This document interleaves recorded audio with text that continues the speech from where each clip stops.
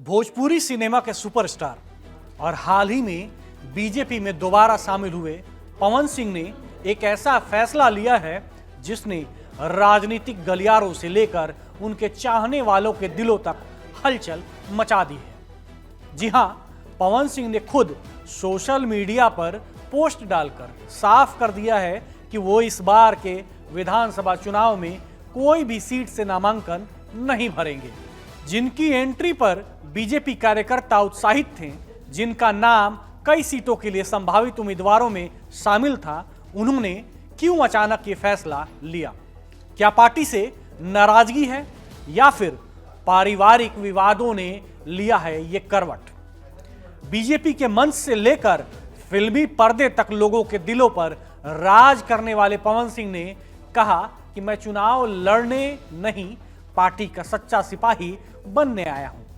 लेकिन इस बयान के पीछे छिपी है एक निजी जंग भी।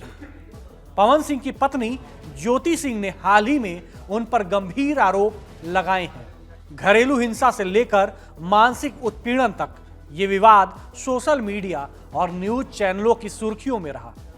ऐसे में सवाल उठता है, क्या निजी जिंदगी के तनाव ने उन्हें राजनीति की दौड़ से दूर रहने पर मजबूर कर दिया? कहते हैं ना कि किसी भी बड़े फैसले के पीछे एक नहीं कई बड़े कारण होते हैं। ठीक उसी तरह पवन सिंह के चुनाव न लड़ने के पीछे भी कई कारण हैं। कई सियासी जानकारों का कहना है कि पवन सिंह की नजर अब विधानसभा नहीं बल्कि लोकसभा चुनाव पर हो सकती है। भोजपुरी बेल्ट में उनका बड़ा जनाधार है और पार्टी इस लोकप्रियता को बड़े चुनाव में भुनाने की तैयारी कर सकती है। लोकसभा चुनाव में भोजपुरी स्टार का चेहरा पार्टी के लिए बड़ी ताकत बन सकता है। अब बात बीजेपी की उस रणनीति की जो अक्सर चुनावी मौसम में दिखाई देती है, स्टार पावर का इस्तेमाल। पार्टी का फोकस इस वक्त एकदम साफ है, मैदान में ज्यादा से ज्यादा स्टार प्रचारकों को उतारना और जनता से सीधे जुड़ना। अतीत में भी बीजेपी ने इस फॉर्मूले पर खूब काम किया है, चाहे वो हेमा मालिनी हो, सनी देओल या मनोज तिवारी या रवि किशन। पार्टी ने हमेशा स्टार चेहरों के सहारे जनता से सीधा संवाद साधा है।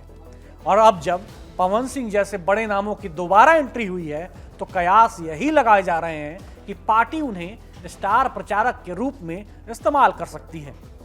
पवन सिंह की पकड़ सिर्फ फिल्मों तक सीमित नहीं है, उनका असर भोजपुरी बेल्ट में जबरदस्त है, खासकर पूर्वांचल और बिहार के युवाओं पर। ऐसे में पार्टी का मकसद साफ है, युवा मतदाताओं को जोड़ना और पवन सिंह की लोकप्रियता के जरिए अपना जनाधार और मजबूत करना।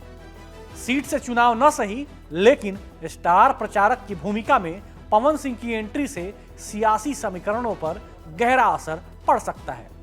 अब सवाल उठता है कि जब पवन सिंह जैसे बड़े चेहरे की पार्टी में वापसी हुई तो उन्हें टिकट क्यों नहीं मिला?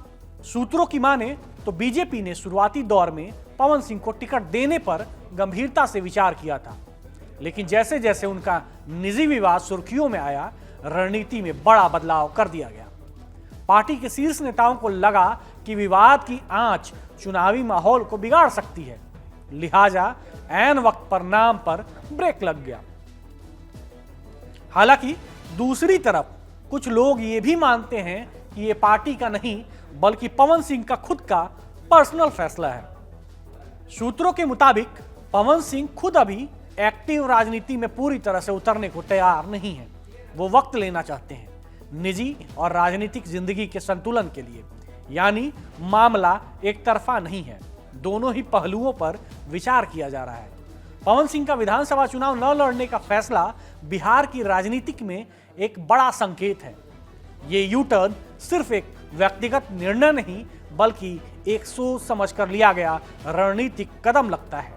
स्पष्ट है कि पवन सिंह और बीजेपी दोनों अब लॉन्ग गेम खेलना चाहते हैं, यानी फिलहाल वो सीधे चुनावी मैदान में नहीं उतर रहे हैं बल्कि भविष्य के बड़े चुनावों के लिए अपनी स्थिति और मजबूत कर रहे हैं। पवन सिंह की लोकप्रियता को देखते हुए बीजेपी उन्हें लोकसभा जैसे बड़े चुनावों में ट्रंप कार्ड के रूप में इस्तेमाल कर सकती है। पवन सिंह को एक बड़ा रोल सौंपा जाना तय माना जा रहा है। इसका मतलब है कि पार्टी उनसे लोकसभा चुनाव में प्रचार की जिम्मेदारी लेकर बड़े पैमाने पर वोट बैंक को प्रभावित करने की उम्मीद कर रही है।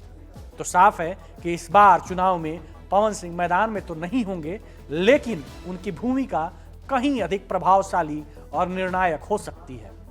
बिहार की राजनीति में ये नया अध्याय दिलचस्प होगा और हम इस पर लगातार नजर बनाए रखेंगे।